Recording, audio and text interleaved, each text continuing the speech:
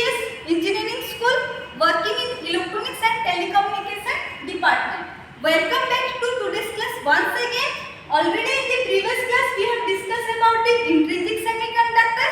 In that we can't use for the practical purpose.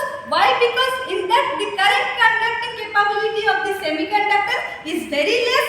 For that reason we can't run any electronic device. For that reason we are adding impurities in the intrinsic semiconductor so as to increase the current conduction capability of the semiconductor or to increase the number of free electrons or holes in the semiconductor. That type of semiconductor form is called extrinsic semiconductor. It is called as impure form of semiconductor. Also we can call this semiconductor as doped semiconductor. It is again divided into two types.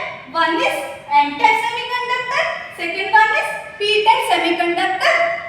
N-type semiconductor is formed by adding of pentavalent impurities to the pure semiconductor, which is called intrinsic semiconductor. The formed semiconductor is called N-type semiconductor. In this we are adding pentavalent impurities. That means in the outermost cell of an atom it has 5 electrons. For example, arsenic and antimony, these are the atoms which has